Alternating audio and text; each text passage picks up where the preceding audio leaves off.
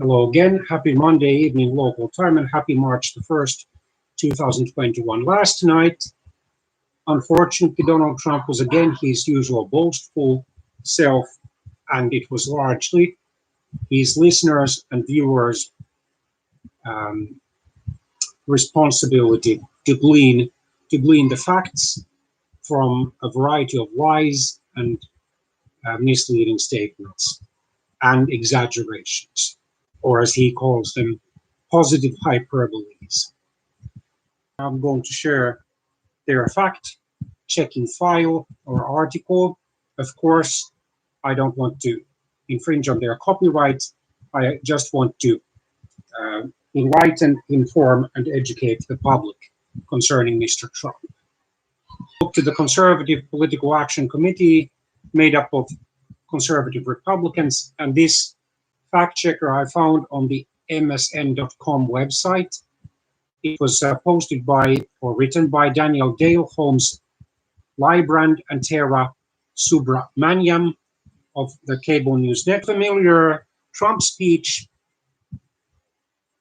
filled with debunked lies, which should make those people who claim to be Christians and actually are think twice about whether they really want to keep supporting this man. Shouldn't they rather pray for his repentance and salvation?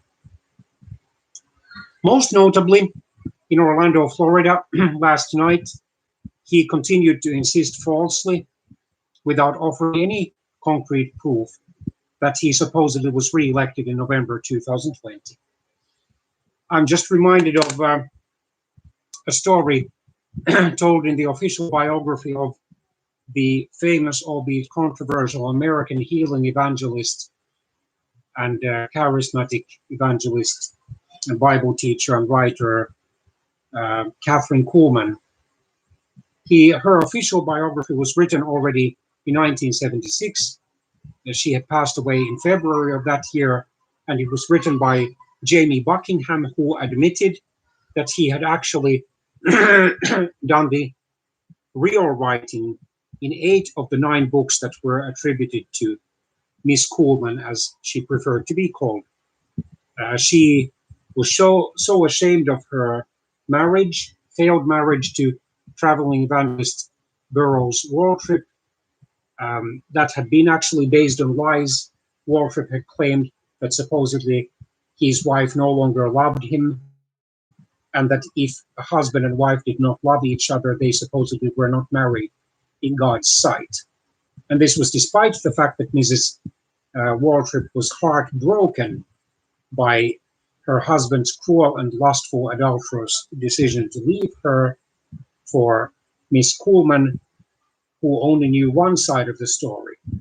If Mrs. Waltrip had been able to have a one-on-one, heart-to-heart conversation with her, I think that Miss Kuhlman would have broken off all contacts with Evangelist Waltrip, and in the worst-case scenario, she could have then gone on the evangelistic tour and, well, maybe even moved to another country or at least to another region of the United States. At that time, she was based in Denver, 47 or 1948, and he only once, according to Mr. Buckingham, contacted Miss Kuhlman by sending him a Valentine's Day card with the brief inscription, "Love, Mr.," because Mr. was Miss Kuhlman's nickname for her former husband. When Lester Kinsolving, who was not only a journalist but also an ordained Episcopalian priest, was able to dig this skeleton from Miss Kuhlman's closet in 1970, Kuhlman simply replied, according to Mr. Buckingham, "Once a mistake has been confessed, it is under the blood of Jesus." But sadly, Mr. Kinsolving knows nothing about forgiveness through the blood of Jesus or something similar. And then, in or around 1955, her doctor, on examining her, maybe it was a routine physical examination, found that she had an enlarged heart.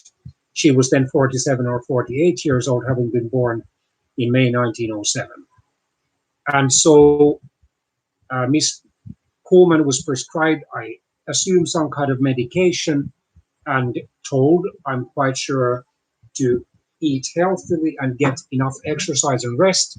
But she acted, according to Mr. Buckingham, her official biographer, as if this condition simply didn't exist. And it was either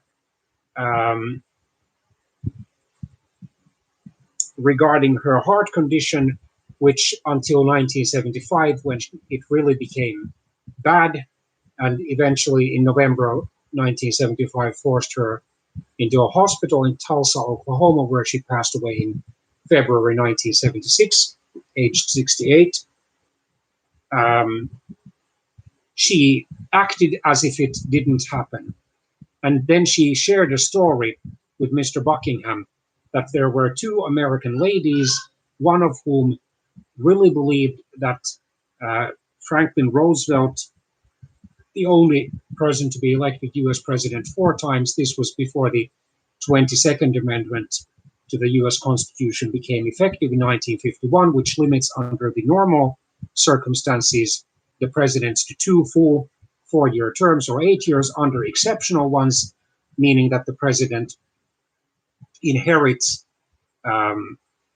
his or her presidency as vice president from his or her predecessor, who has either died, resigned, or been removed from office, whether through impeachment or through the congressional declaration of incompetence to serve due to a serious physical or mental illness, to a maximum of 10 years.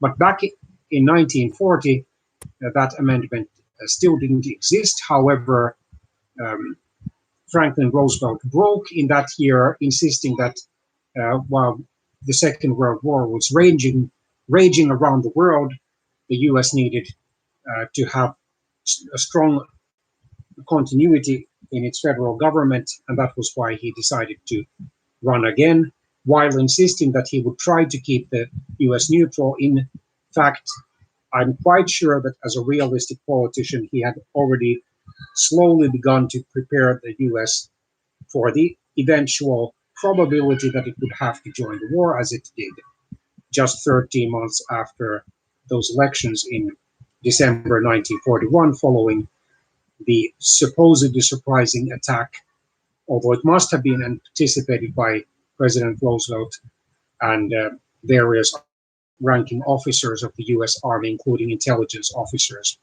But anyway, they needed that invasion in order to provoke such a great patriotic fervor that without any significant opposition, the US Congress would declare war on Japan and the other Central Powers, or Axis powers, Germany and Italy, as happened in December 1941. Anyway, up to the election day that happened in November 1940, one of these two ladies kept insisting that President Roosevelt, Franklin Roosevelt, would not be re-elected because no other US president had even tried to be elected the third time. There had been that informal 2-term tradition established already by the first US president, George Washington.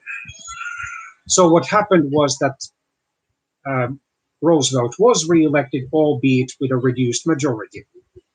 His popular vote margin fell from a whopping 24% in 1936, 60% for him, 36% for Governor Alf Landon of Kansas, to 10%, 55% for him, and 45% for the Republican candidate, businessman Wendell Willkie. And then when the two ladies learned of the election results, they were conveyed by radio, of course, because television was still a very rare medium of communication in the United States. One of them said, Anna, we act just as if it never happened.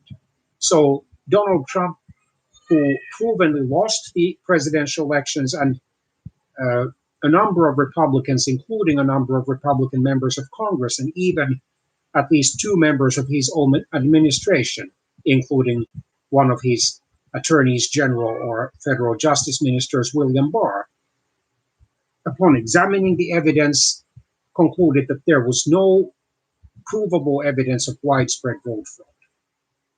Yeah. But he still insisted last night falsely that he had actually been re-elected and therefore that Joe Biden was an illegitimate president. And we have to remember that approximately 51% of the popular votes were cast for Mr. Biden, former vice president, and the current president of the United States, Biden, some 47% for Donald Trump. Incidentally, the percentages were the same in the 2012 US presidential elections, which then incumbent President Barack Obama won, and his Republican challenger Mitt Romney was defeated. And contrary to former President Trump, he immediately and graciously conceded the election. He also, shortly after the election results became clear enough, on November the 7th, 2020, congratulated Mr. Biden on the presidential election victory, as did, by the way, former Republican president of the United States, George W. Bush.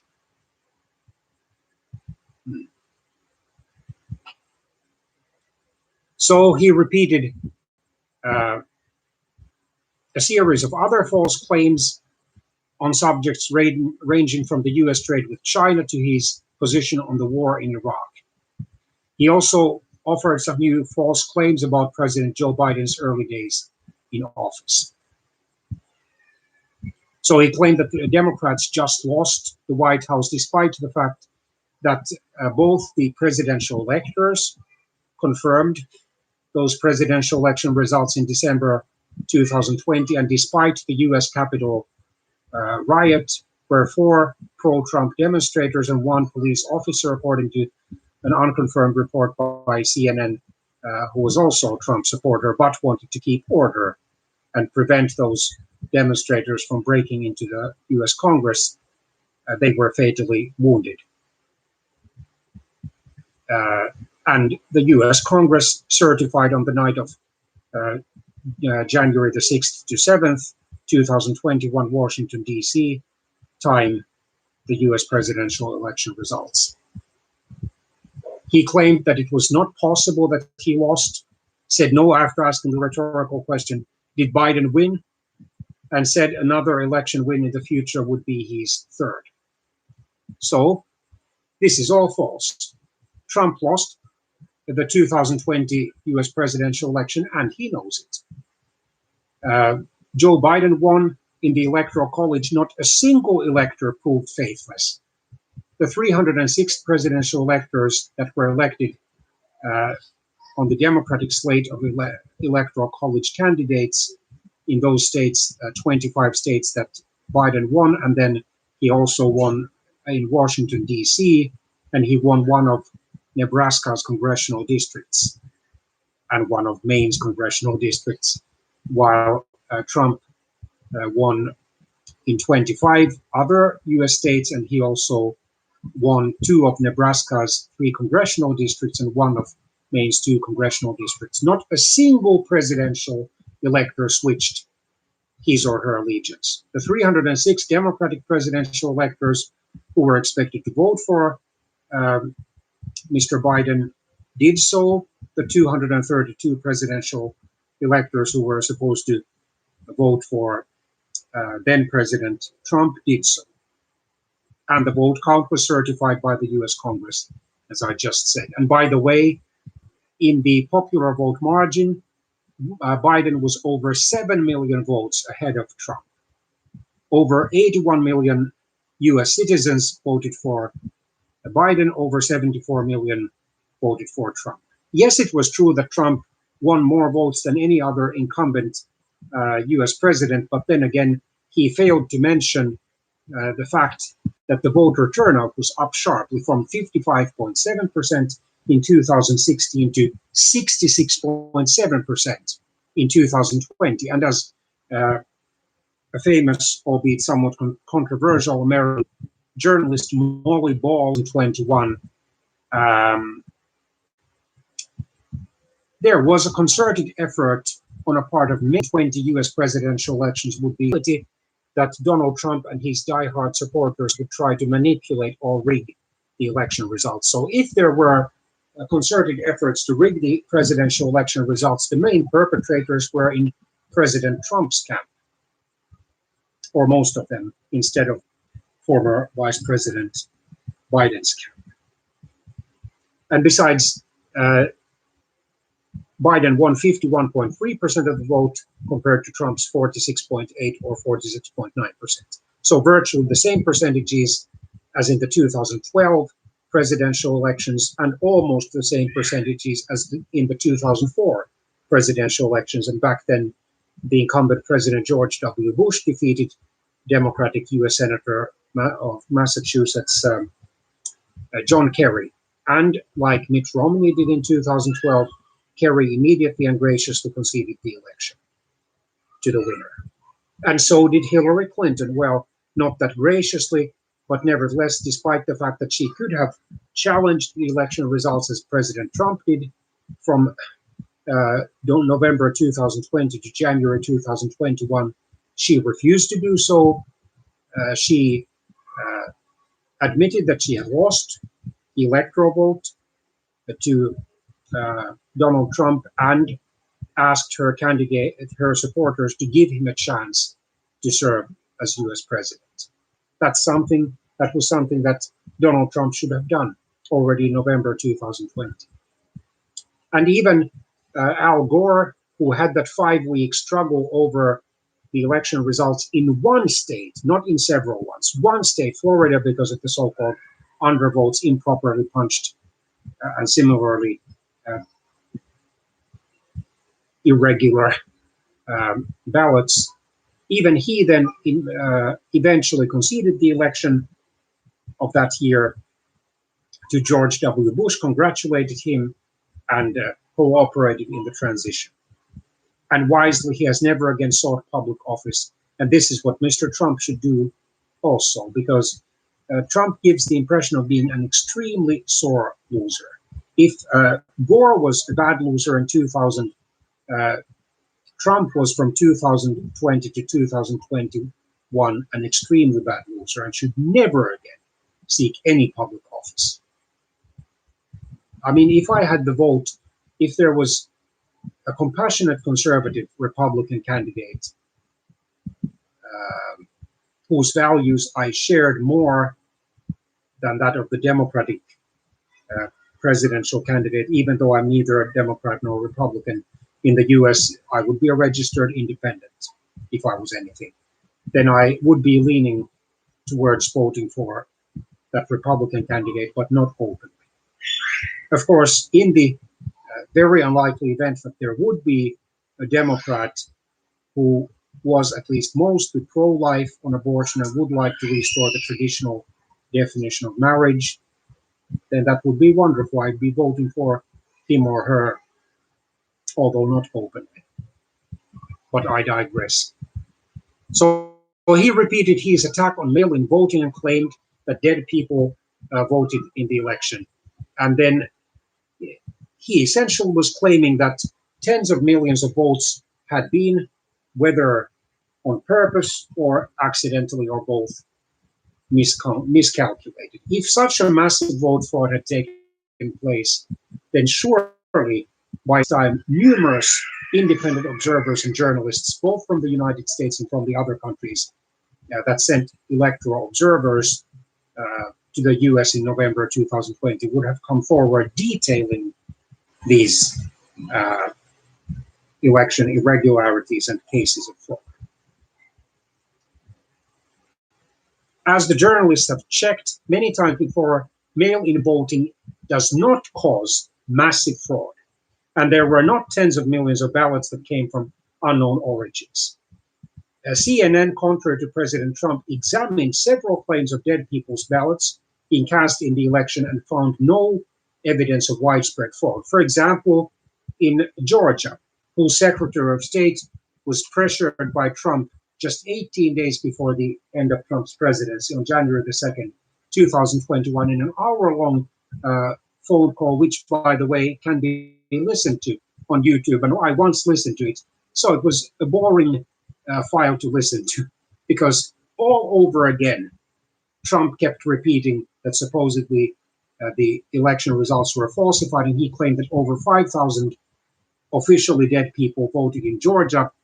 Secretary of State Brad Raffensperger, who, as I said, is a Republican, also respectfully corrected then President Trump. Only 2 legally dead people had been found to have voted in Georgia in the US presidential elections of 2020. Then Trump also repeated the claim that some nefarious or evil vote dumping happened in the earlier hours of the morning after the election, so November the 4th, 2020 US time. What happened at 3:02 in the morning? He asked the CPAC audience. Well, there is nothing inherently suspicious or mysterious about large batches of votes being reported late at night or even after election day up to November the 7th. Why? Because there was a massive increase in mail-in voting and other types of absentee voting before the election day. Why? Because millions of voters wanted to cast votes in the presidential elections, or actually over 100 million chose to cast votes in the presidential elections out of the 158 million or so. But they wanted to do it safely without the slightest risk of developing the potentially deadly COVID-19 virus. And that was why they chose to vote by mail and by other forms of absentee ballot. And actually, there was a special training done across the United States for the election officials to handle the expected massive increase in mail-in and other forms of absentee ballots, to ensure that no one could trample with the votes. No one could produce a widespread election fraud. And those efforts were successful to prevent any significant irregularities or other cases of probable vote fraud that could have overturned the election in President Trump's favor.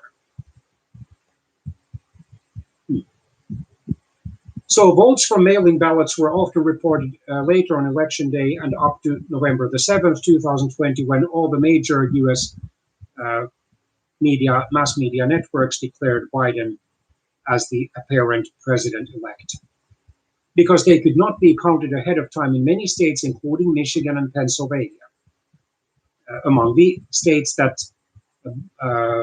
Trump narrowly lost to Biden. As I have stated in at least some, maybe several videos about the US presidential elections, at least in 1 or 2, Trump had better luck than Hillary Clinton in 2016. He won most of the closely contested states. But in 2020, Biden won most of the closely contested states, including the 3 states that were decided by under 1%. So Pennsylvania, Georgia, and Arizona, I think. And in several lawsuits over the election, or about the election, judges determined the witness affidavits claiming they saw literal late-night dumps of ballots were baseless and not evidence of fraud. He also claimed that in multiple cities, especially in Detroit, Michigan, there were more votes than people. Republican county election officials tried to block the certification of election results. He said, "We have a little problem adjusting in Detroit. We seem to have more votes than we have people, a lot more votes, an election-changing number," Trump said. However, in Detroit, there were 250,138 votes cast, less than half of the number of registered voters, which according to this internet article was 504,714, and a lot fewer than the 670,031 people in the city as of 2019, according to the US Census Bureau. So here Trump was probably referring to precincts or election districts that were out of balance. In other words, the number of voters recorded did not match the number of ballots cast in certain places. However, former and current Michigan state officials, at least several of whom are, by the way, Republicans, because Michigan is one of the battleground states, neither main political party, neither the Democrats, although they now hold the governorship with Gretchen Whitmer, nor the Republicans, who often have held one of the two houses of the Michigan state legislature, have a massive advantage in that state in terms of the number of elected officials. Told CNN, these imbalances were often clerical errors, which were addressed as part of the canvassing process and did not indicate widespread fraud. And then votes in Pennsylvania. He also claimed that in Pennsylvania, there were hundreds of thousands of more votes than they had people voting. State officials and fact checkers have repeatedly explained that Pennsylvania had more votes, had actually just about as many votes as there were registered votes, if not actually less votes than there were registered votes, because by no means all registered voters usually turn out in the United States or elsewhere. Possibly Trump was relying on an incorrect figure from a Republican state legislator who had relied on incomplete data. He also claimed that his successor, Joe Biden, had not said during his campaign that he was planning to cancel the Keystone XL pipeline. This is misleading. Biden's campaign announced in May 2020, so some 5 or 6 months before the US presidential elections, that he would cancel the Keystone XL pipeline if elected. And he repeated that position later in the campaign. And a first search of newspaper and television archives did not turn up any examples of Biden personally speaking about his plan to kill Keystone, so there is possibly a narrow basis for Trump's claim that Biden himself never said he would do so. Given that the Biden campaign's announcement was widely reported, the facts simply do not support Trump's broader suggestion that the cancellation was a surprise move. He also claimed that Biden reversed his stance on fracking between the primary and the general election, stating during the primary, no fracking. As soon as he got through that, he said, no, of course, everybody can frack. While Trump's characterization of Biden's stance on fracking is inaccurate, there is some basis for the Trump campaign's continued criticism that Biden flip-flopped on the issue. Biden's written plan never included a complete ban on fracking, but his comments over the course of the campaign did create confusion about his position on the issue. When he was debating the other 20-plus Democratic presidential hopefuls in July 2019, Biden responded to Dave Bashi's whether there would be any place for fossil fuels, even coal fracking, in a Biden administration. No, we would work it out. We would make sure it's eliminated and no more subsidies for either one of those, any fossil fuel. What Trump himself to falsely insist he never said he opposed fracking. He then tried to clarify his position and claimed his past opposition was specifically about fracking on federal land only. Biden, however, did not go so far as to express the unbridled support for fracking that Trump implied, and his comments should not be construed as such. During the general election, so roughly from the spring to the fall of 2020, fall meaning autumn in North American English, Biden's plan proposed banning new oil and gas permitting on public lands and waters, not ending all new fracking anywhere or ending all existing fracking on public lands and waters. So he had changed his position. A week after taking office, so on or around January the 27th, 2021, Biden signed an executive order ordering a moratorium on new oil and gas leases on federal land and water areas. Then on refugees, Trump claimed Your family still can't go out to eat at local restaurants, but Joe Biden is bringing in thousands upon thousands of refugees from all over the world. People that nobody knows anything about. We don't have crime records. We don't have health records. So what are the facts? So this is partly true and partly false statement. While it is true that Biden is planning to significantly increase the number of refugees the U.S. accepts, it's wrong to suggest that the U.S. know anything about the refugees it brings. A large number of refugees, I'm sure, rigorously vetted. So this means that their backgrounds and their claims of fleeing for their lives and so forth are checked. The admissions process includes an interview assessment by US government personnel, medical screening, and various types of background checks, including fingerprint checks against databases maintained by the Federal Bureau of Investigation, Department of Homeland Security, and Department of Defense. So again, if we only relied on what Mr. Trump said, we would claim that the new President Biden is dangerously endangering, like jeopardizing the US national security. But fortunately, there are these fact-checking journalists around. Thank God for them.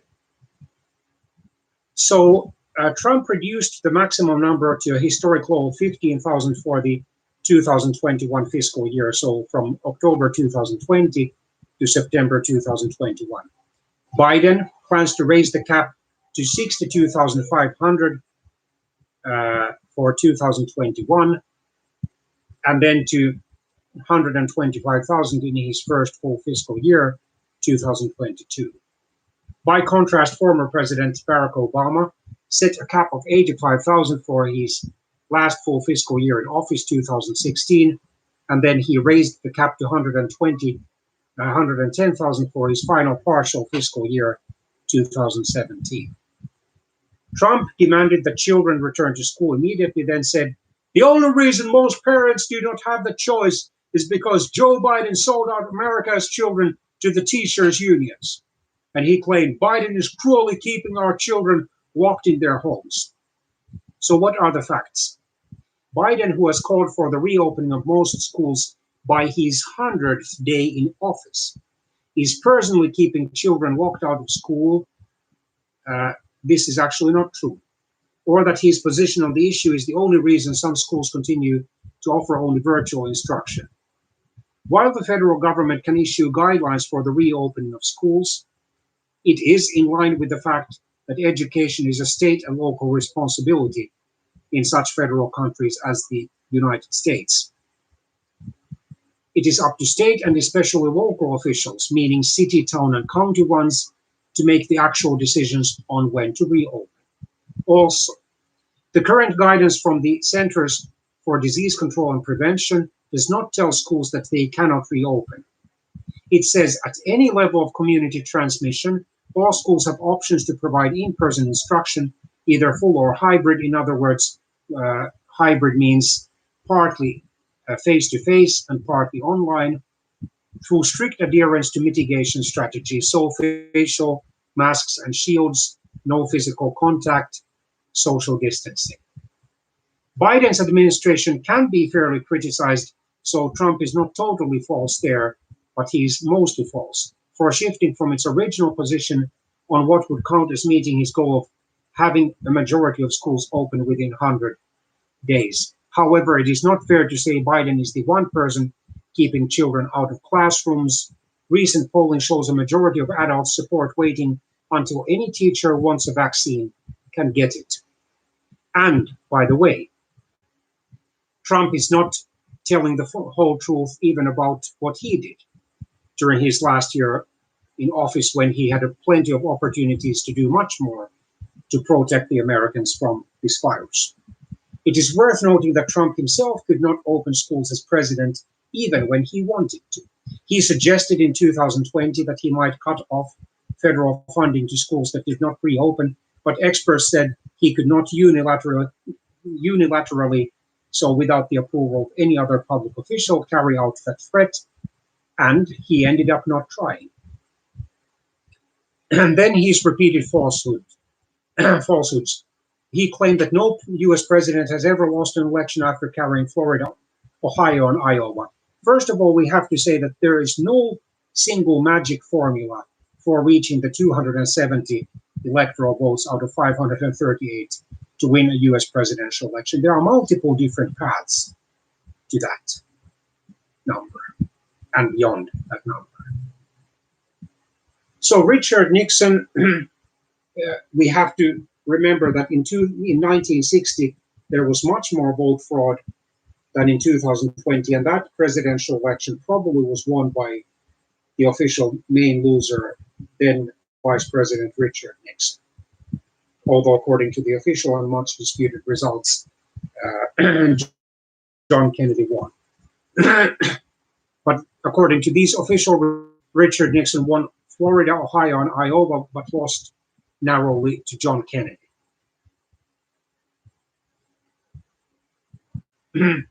Unlike a previous version of this claim in which Trump declared that nobody at all ever lost the election after winning those 3 states, this no president version is not flat false because Nixon was not an incumbent president at the time. He was elected in 1968 in another close election, by the way, as far as the popular vote was concerned. Still, Trump omitted the fact that somebody has won these 3 states and been defeated. And of course, this historical piece of data does not tell us anything about the legitimacy of Trump's defeat. He then repeated an old false claim about Honduras, Guatemala, and El Salvador, all of them countries in Central America, by the way, saying that before he took office in January 2017, they were refusing to take back illegal alien gang members, including MS-13. Soon after, he added, "We'd fly them in, they wouldn't let the plane land. We'd bus them in, they wouldn't let the buses anywhere near the border." What are the facts? In 2016, just before Trump's presidency, none of the 3 countries was on the list of countries that Immigration and Customs Enforcement, or ICE, considered recalcitrant or uncooperative in accepting the return of their citizens from the US. And indeed, Randy Capps, Director of Research for US programs at the Migration Policy Institute, the Washington think tank, noted to CNN in 2019 that in the 2016 fiscal year, so from October 2015 to September 2016, the last full year before Trump took office in January 2017, ICE reported that Guatemala, Honduras, and El Salvador ranked 2nd, 3rd, and 4th for the country of citizenship of people being removed from the US. And in the 2017 fiscal year, during which Trump became US president, the same was true. ICE did not identify any widespread problems with deportations to these countries. Then Trump repeated his usual false claim about his pre-war stance on the war in Iraq. Iraq, remember I used to say, don't go in, but if you're going to go in, keep the oil. Well, we went in and we didn't keep the oil, he said. What are the facts? Trump did not publicly express opposition to the invasion of Iraq before it happened. He began criticizing the war in 2003, after the invasion had begun in March 2003. But he also said that year that American troops should not be withdrawn from Iraq. And then in 2004, he emerged as an explicit or totally clear opponent of the war. The fact-checking journalists could not find any